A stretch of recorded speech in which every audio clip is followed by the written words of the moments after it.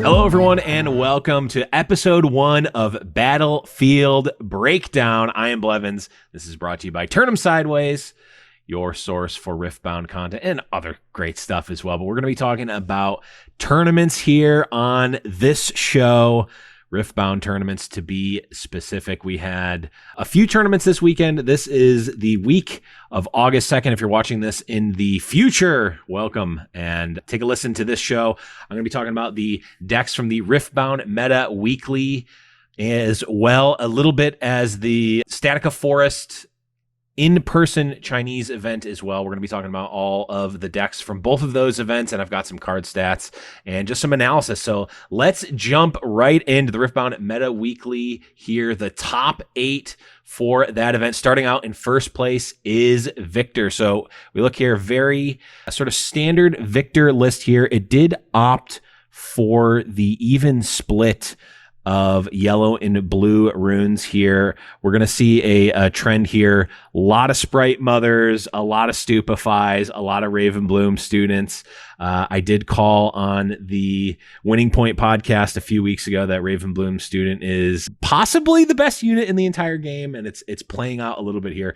Interesting inclusion here is Convergent Mutation. This is a pseudo, well, it is a pump spell. It's not necessarily a super consistent one because you need another unit in play, but it is reaction speed, and it does have the ability to really give more of a buff than pretty much any other pump spell in the game, especially at that cost. Really, really strong there. Of course, we've got the full suite of units that we're used to seeing in Viktor here with the Vanguard Captains, the Faithful Manufacturers, of course, the removal spells in Call the Weak, which is especially powerful in Viktor, as well as Hidden Blade, with the finishers being, of course, the Grand Stratagem and the Thousand-Tailed Watcher here. Very strong sort of board control deck here from Viktor, utilizing the ability to make a 1-cost recruit with the Viktor here. Champion power. Every turn that you have an additional resource is really strong. Taking a quick look at the sideboard here, we've got a few Riptide Rexes, Falling Comets, some Face Breakers, and some salvages for that gear removal. I think sideboards right now in Riftbound are really up in the air because we're not obviously 100% sure of the meta, so we're not quite sure what to bring. Brought a bunch of stuff to blow things up here for this Viktor deck, so congrats. Also, really quick here, we've got Candlelit Sanctum, Obelisk of Power, and Treferian War Camp as the 3 battlefields here for that first place Viktor deck. So quite a strong one. Let's take a look at the second place deck in this event. This is Darius, my boy. The Angiest boy, and this is Angie Pod. We see the baited hook with Darius. This is a deck that I brewed up as a complete meme, and it turns out that it's actually quite strong. You can do some of the strongest things in Riftbound here with the baited hook, being able to turn your low cost units like the Daring Poro, the Pouty Poro, any additional recruits that you can get from Vanguard Captain, and turn those into stronger units. Notably here, Vayne and Draven are both deceptively low might units because when you see them off of baited hook, they are just the power, or they're just the might that is written on the card, not the might that they get increased to with their effects. So Draven only reads as a 3 might unit, but you can sure turn a Daring Poro into a Draven that ends up being a lot bigger because you have additional points with Draven's ability. So really it actually kind of plays a lot like a Viktor deck. You're getting a lot of cheap units, you're getting the recruits, but you're able to use the baited hook to turn that board presence, that early board presence, and those early points into more effective units with the baited hook, and just playing sort of a bigger unit than you would see in the Viktor decks. Of course, still running the Hidden Blade as the main removal card here, as well as the grand stratagems, which are very standard here. Again, the sideboard here is a bunch of removal and the Thunder Song here to stop some of the more spell-heavy decks. We see the Candlelit Sanctum, Arena's Greatest, and Trifarian Warcamp as the battlefields.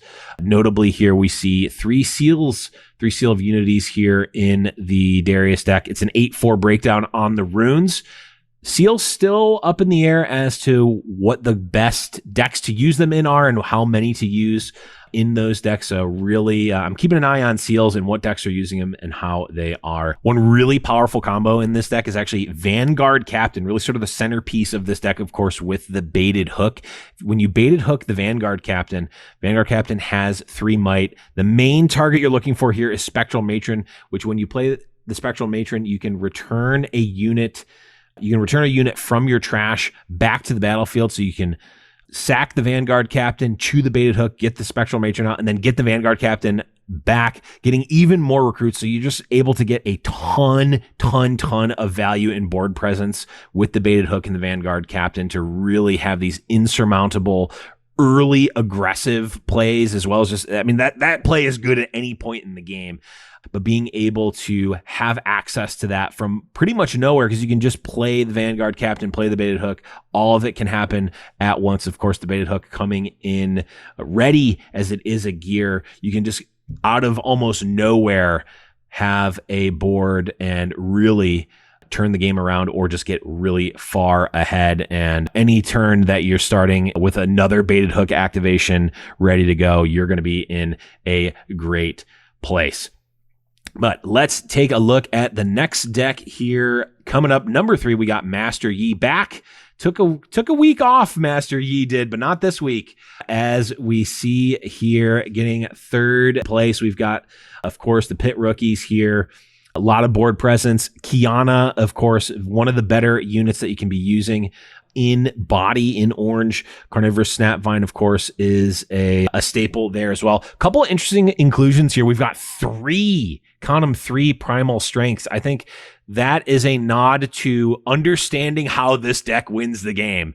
You're either needing to take that last battlefield, or you are really trying to hold that final winning point, and primal strength really makes it very hard for your opponent to do anything about trying to take that last battlefield via combat. Of course, we also have the White Flame Protector. I think this is one of the first times we've seen this really see a high level play here. The 8 cost 8 might double power unit that gives another unit plus 8 might when it enters. Really a strong effect. I think a lot of players have looked at that card and said, oh, that cost 8, it must be bad. But I think we're really sort of settling into the fact that these late game drops are what this game will be revolving around. We're getting to that 8, those 8 resources quite a lot earlier than in other games, to say the least here. So we're rounding it out with the Starstrip Peak, the Arena's Greatest, and Grove, the God Willow as the battlefields here. But let's take a look at the 4th place deck here in the event. We've got Kaisa, I believe one of the most played decks in the event. Quite a standard build here for Kaisa, seeing a lot of different removal options in Hextech Ray, Falling Star, Void Seeker, the full complement of shakedowns, the smoke screens, also acting as a combat trick. Very, very strong. We see the Thousand-Tailed Watcher. Just really, really strong cards here in the Mind Domain. Notably here, we are seeing 1 Icathian Rain in the main deck here, that sort of over-the-top spell to sort of close out a game. We've seen Time Warp in that slot. We've seen Icathian Rain, obviously, here. We see additional copies in the sideboard. Excuse me. We also see Vi in the sideboard, which is interesting. I'm not 100% sure where that comes in, but Vi, obviously a very, very strong option in Angie, in Fury, being able to have a 2-cost unit that can essentially be as big as you need it to be, especially in the late game with all of the different spells that Kaisa is playing. Your trash is going to be very easy to build up there and take over. Last couple of Cards to talk about here: Watchful Sentry and Lecturing Yordle, of course, keeping the card advantage up in the deck. The thing that we are learning about Riftbound is it does not matter how big the unit is, as long as it takes the battlefield. It can have 1 might, it can have 2, it can have 50. If it takes the battlefield, you're still getting that same point. So you might as well have some early units that get you that extra value, in this case, drawing cards there. The verdict is still out on Shakedown. A lot of players, I think, are on both sides, saying that it's not good in Kai'Sa. Giving your opponent the agency to choose the option that's best for them is not good. We see other players that are like, I don't care what one they pick, I just want either effect. I think the jury is still out on Shakedown, but for now, at least, we are seeing a lot of copies here. The 3 battlefields for this Kai'Sa deck: Void Gate, Reckoner's Arena, and Windswept Hillock. As we move on to 5th place in the Riftbound meta weekly here, we've got an Ari. This, of course, is Pastry's deck. We're finally seeing a little bit of Riptide Rex here. This is an interesting one. I thought we would be seeing a lot more Riptide Rex than we actually are. I think the double power cost, the only being able to deal damage at a battlefield, is really holding it back a bit. But when I first saw the card, I mean, there's video evidence of me calling it the blue Snapvine, and it is not really played out like that. We're seeing cards like Sprite Mother and Ravenbloom Student and other cheaper units be more useful and played a bit more, and we're seeing more expensive cards like Thousand-Tailed Watcher that has Accelerate and that ability to really take over and actually get you the point. It helps you clear the battlefield, but also helps you actually get those points. I think that may end up being the key for these late game finishers in these control decks. Notable inclusion here as well is Blitzcrank being able to, of course, suit the Ari playstyle of moving units around, using charm to great effect. Blitzcrank being able to charm units in and really control the board in that way. Ari has been, I think, is a very strong deck, and player agency is really the key to these control decks. So as players get better with these decks and piloting these decks, I think we're going to see these Ari decks, these Kai'Sa decks, these other control decks really start to perform even better than they already are. And to round it out, we've got the battlefields: the Dreaming Tree, the Arena's Greatest, and Grove of the God Willow, as we move into our 6th place deck. We've got Set. Set was our week 1 all-star and is fallen off a bit as we go into week 3 of full Set Riftbound here. We've got the full complement of Carnivorous Snapvines and Kianas, but we're seeing all of the normal suspects here. The Pit Pookie, as Pacer will call it. We are seeing Orange Set as the champion here. Full complement of Warwicks and double Flurry of Blades.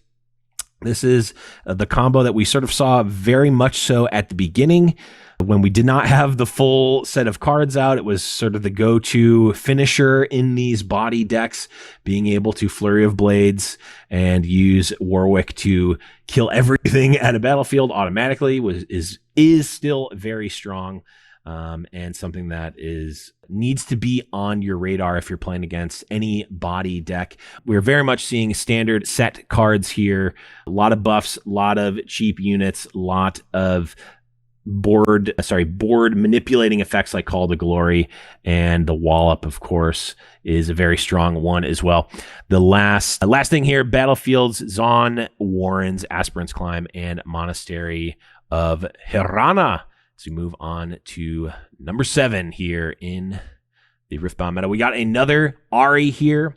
I won't go over too much, but a couple of differences. We see Dr. Mundo as a choice of finisher here. Of course, Dr. Mundo, I think, has the ability to be one of the biggest possible units in Riftbound. So a card that can assuredly take a late game battlefield and hold a late game battlefield if you need it to. Of course, playing a lot of spells and trading off a lot will allow Dr. Mundo to be very big, and also to be able to recycle the cards that you've played back into your deck. I know Casanova is very interested in restacking the deck if it goes late enough, and Dr. Mundo allows you to do that. We do see a couple of seals in this deck as well. The blue seals here for Ari, as well as the full complement of Consult the Past. Consult the Past is a card that's fallen out of favor a bit. First couple of weeks, we saw almost every blue deck running the full 3 copies in the deck, but they're now few and far between. I think it's another card that is very good on paper, but it ends up being a bit tempo negative. You're not necessarily wanting to spend your entire turn and spend so many resources just drawing cards, as much as us card gamers love to do that. To round it out, we've got the Dreaming Tree, Grove of the Godwillows, and Star Stripped Peak for Ari's battlefields here as we move into number 8. Here, the final deck to round it out is another Kaisa, looking almost identical to the previous list. Very stock and standard here for Kaisa.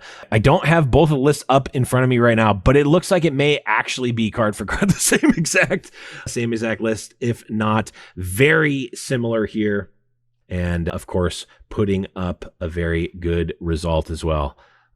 Yeah, it's not identical, or is it? No, sorry, one different battlefield and a different art, Darius. Okay, we got there. But the battlefields here: Candlelit Sanctum, Reckoner's Arena, and Windswept Hillock for this Kaisa. And that's your top 8 from the Riftbound Meta Weekly from this week. I mentioned at the beginning of the show that there was a couple other tournaments. I did not get all of the data from every single tournament. Unfortunately, I'm going to try to get as much as I can every week. And also, if you're running a tournament or know of a tournament, have decks, send them over, because that will help. If you want them featured on the show, that's going to help. I want to talk about as much of the tournament meta as is happening, and there's a lot to take in. And as we'll see in this next example, it is not all just the same decks over and over again. So I want to get as much variety out for players to experiment with, to tinker with, and to just take in that tournament data. We did have the Statica Forest top 8. This was an IRL event here.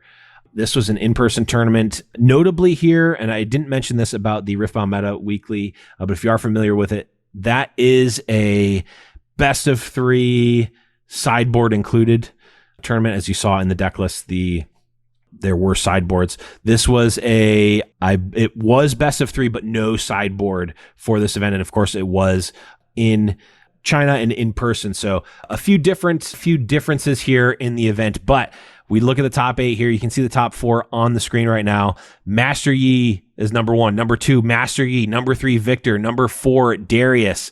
I've got the rest of the top 8 here as in 5th place was Lee Sin. In 6th place was Master Yi. In 7th place was Ari. And in 8th place was another Master Yi. So a very, very different look and texture to the meta in the Statica Forest event compared to the Riftbound Meta Weekly. So we're already seeing a bunch of different, a drastically different meta, to say the least there. So very excited to just see those differences build over time, and to see how local metas develop themselves as well. I think we'll see individual stores have really cool metas, because we are not going to have tens and tens of thousands of games played on an online client. We're going to see these local metas develop. And when we start seeing high level, pro level events that players and groups are going to be testing for, we're going to see these like secret decks come out, and it's going to be really, really exciting. Very excited for that.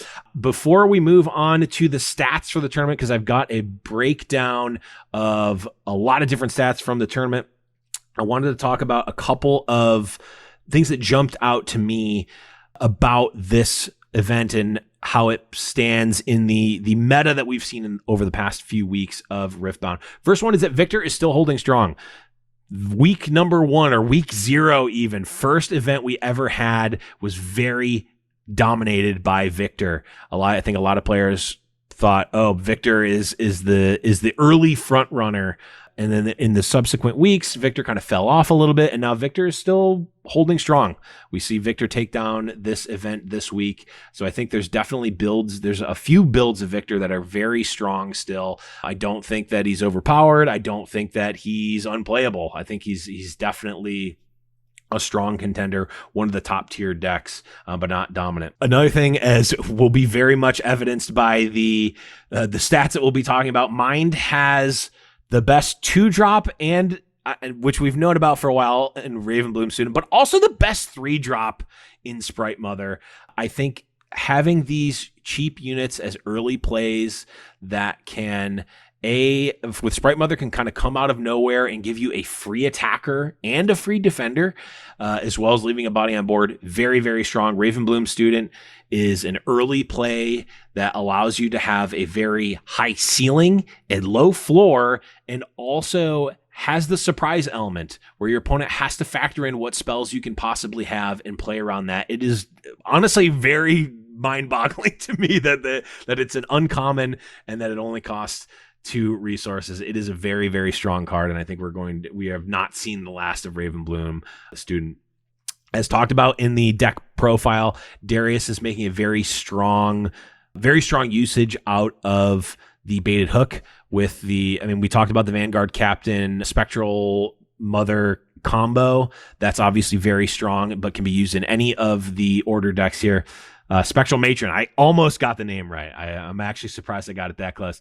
Very strong uses there, but the ability to go into these units that have low printed might like Darius and Vayne, but actually have effectively much higher might and are effectively much stronger, is the type of thing that you would see in an old school birthing pod deck in Magic the Gathering, where you have these units that are low costed, or in the case of in Magic, they were high costed cards that were low power, so you could get basically they are the opposite of what you think they would be. So when you get them out of your deck for basically free, it ends up being way stronger than if you just played them, if that makes sense, which it probably doesn't because I'm rambling here. But the long story short is Darius is the deck right now that takes the biggest advantage of baited hook, and a card that I initially thought was kind of a meme, but hoped was good, is seeming to be actually playable, and that makes me very, very happy. Last thing I'm going to talk about here is, and this will be evidenced again by the graphic that we're about to look at, Chaos is still being figured out. We saw 0, and we'll just go right to it. We saw Jinx and Annie last week, if I recall correctly, in the top 8. We've seen Teemo in the mix. I don't recall if Teemo is top 8'd or not. I believe maybe one event Teemo is topped, but Chaos, I truly believe, and this is a hot take, I'll just say it here now, I think Chaos may actually be a top 3 domain. Don't at me. Actually, do at me. And also leave a comment on the video if you think I'm crazy and tell me that I'm crazy. But I think Chaos is a top 3 domain. It has some of the strongest individual cards and is doing some of the most unique things in Riftbound. To quote Casanova from an earlier episode, why are we just playing dudes? And Chaos does other things than just playing dudes. But I do have these stats here. We've got the breakdown of the most played domains here. We've got Mind at 5 decks. Then we have Order, Fury, aka Angie, and Calm with 3 decks, and Body at 2, and of course our good friend Chaos with 0. I think I think as players get more familiar with the cards and more familiar with the game, Chaos is going to slowly but surely grow, and I think it can be one of the top decks in the entire format. As we look at the most played cards in terms of copies in the top 8, it is all blue all day. We've got Ravenbloom Student, Sprite Mother, Stupefy, and Thousand-Tailed Watcher as the top 4 most played cards across the top 8. The battlefields, we've got the top 4 most played battlefields across the top 8 decks. In Reckoner's Arena at number 1, Grove of the Burn Willow and Candlelit Sanctum as 2 and 3 respectively, with Arena's Greatest rounding out that 4th spot for the battlefields in the top 8 of the Riftbound Meta Weekly event. So That's a lot of stats. That's a lot of analysis. That's a lot of episode of our show, Battlefield Breakdown here. Let us know what you thought in the comments section. Did I ramble on too much on Darius? Did I not cover the thing that you wanted me to cover? This is the very first episode. I'm doing it a bit off the cuff with our awesome production team at Turn 'em Sideways, kind of reeling me in a little bit, but it's still a learning experience. Let us know in the comments section what you think about the show. What do you want to see? What didn't you like? And this will be an ever evolving show. I'm going to try to also get guests on the show to do interviews with players. I'm sure you'll see a lot of familiar faces from the Winning Point and the other stuff that we're doing here at Turn 'em Sideways on the show. But again, let us know in the comment section below what you thought. Like, subscribe, all that good stuff. And we will see you next week for episode 2 of the Battlefield Breakdown.